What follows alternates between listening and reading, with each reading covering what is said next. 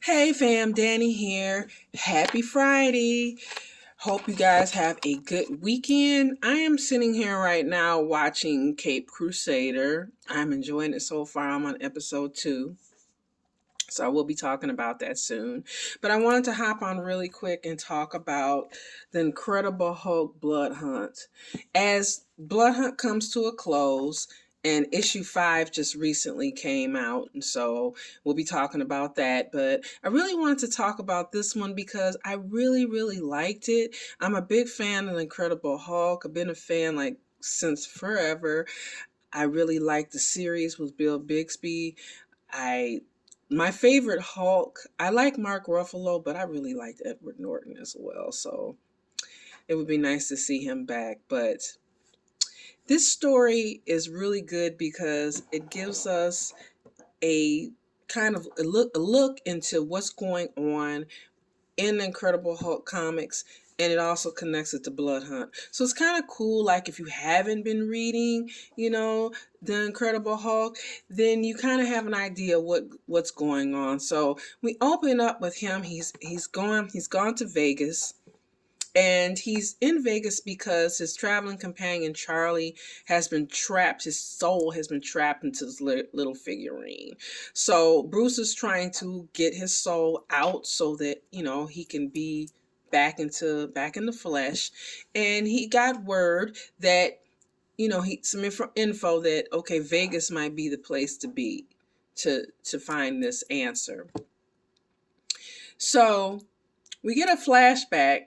Lots, always flashbacks, right? So we get a flashback of this young boy, and he's running, and he's got blood on him, and he runs into these two guys, and he's telling them, my family's gone, and they're like, where are they? And he's like, they're underground, and they're trying to feel on him and see, is he bleeding? And one of the guys is like, I don't think it's his blood.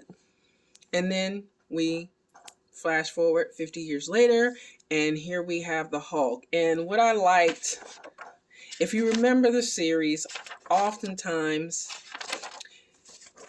we would see Bill Bixby with that backpack and that forlorn look and that melancholy music, hitchhiking his way, after helping someone or saving someone, sometimes even kind of having a little relationship for a hot second, only to have everything kind of fall apart.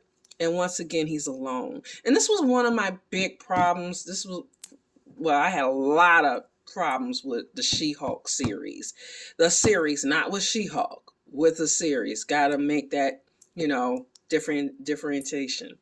But they made it so easy, like she just became a Hulk, and she just slid right in like it's just a joke, and like her biggest problem was like dating. And it's like, no, like what would the effect be on a person's life to when you get angry to turn into this monster or beast or whatever you want, to turn into a Hulk?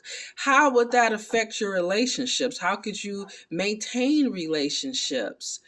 When we looked at the movies, even in the MCU, when Black Widow came to get the Hulk, where was it? He was like all by himself. He was trying to maintain himself so that he didn't turn into Hulk. He didn't want to hurt anybody. And I just felt like with that series, and I know I'm going off on a segue, but they kind of made it like it was like a joke, like, oh, okay, she's a Hulk now, he, it's hard to date, it's hard to be a woman Hulk. No, it's much more than that.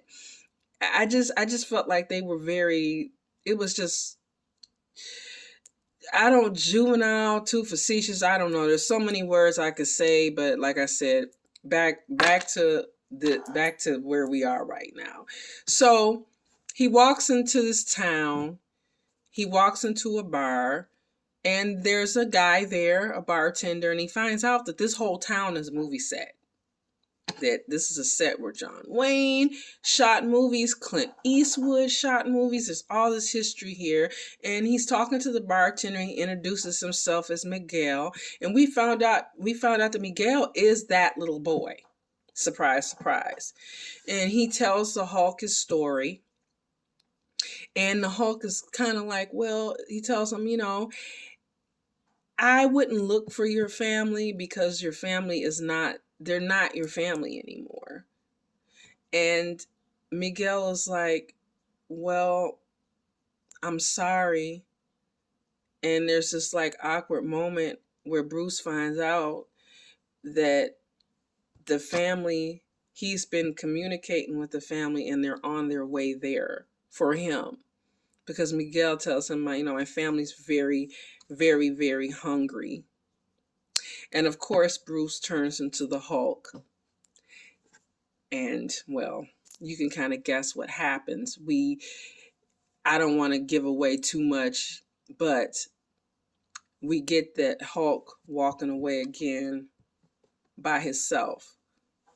I strongly recommend this one. Like I said, it's a quiet story. It's a quick story. It moves pretty fast. Like we go from the past to the future and the action happens so quickly, and then you look up and it's over. But just like an episode of the old series, the Bill Bixby series, it kind of stays with you. I thought this was a good one. I didn't do a lot of one shots. I recently just got one of the X-Men one shots for Blood Hunt because I pretty much did everything.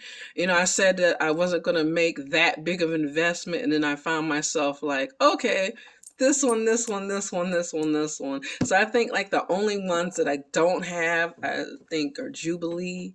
I don't have Jubilee.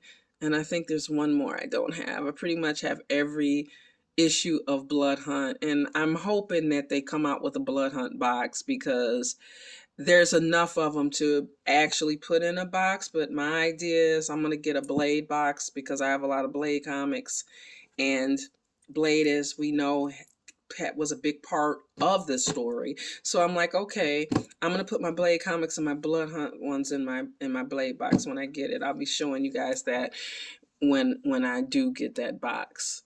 Let me know if you did read this one, what you thought of it. What do you think? Are you reading the Hulk? Because like I said, he'll be continuing on. Not the story with Charlie and and all that. That'll be continuing on in his series. So let me know what you think. And as always, stay different. Bye.